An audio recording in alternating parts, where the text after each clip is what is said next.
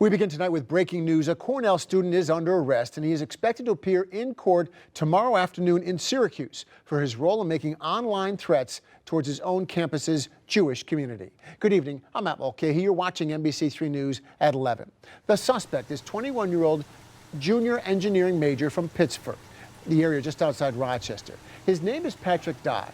The anti-Semitic threat he's accused of left the Cornell campus in shock, as police agencies stepped up forces on campus this week in the interest of safety for students.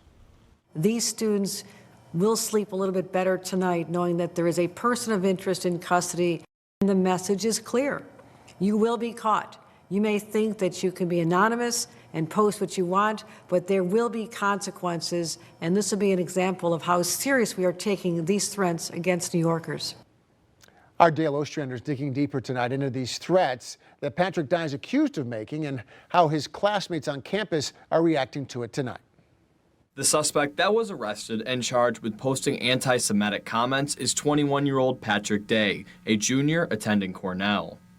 The federal complaint alleges Dye posted threatening messages to the Cornell section of an online discussion site. Those messages included calling for the death of Jewish people, shooting campus buildings, and stabbing anyone of Jewish descent. Dye also allegedly threatening to shoot up 104 West, a kosher dining hall on campus.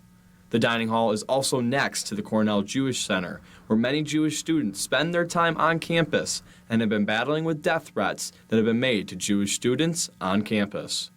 I can't imagine what would go through the mind of someone like that. First of all, you're making threats on this random website.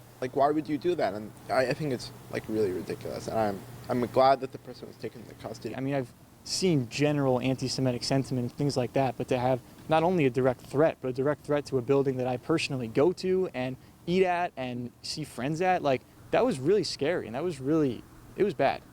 Friedman never thought that one of his classmates could be responsible for the death threats made.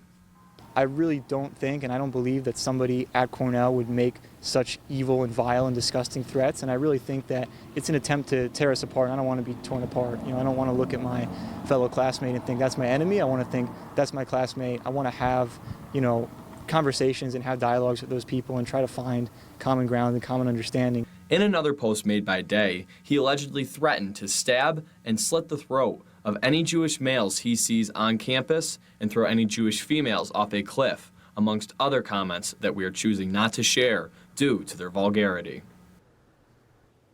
Now, Dye is expected to make his initial appearance tomorrow in federal court in Syracuse that is scheduled for 2:30 in the afternoon. The charge filed against Dye carries a maximum sentence of 5 years in prison and a fine up to $250,000. In studio, I'm Dale Ostrander. Thank you, Dale. NBC3 will bring you to the court case tomorrow. Stick with us on air and online at cnycentral.com.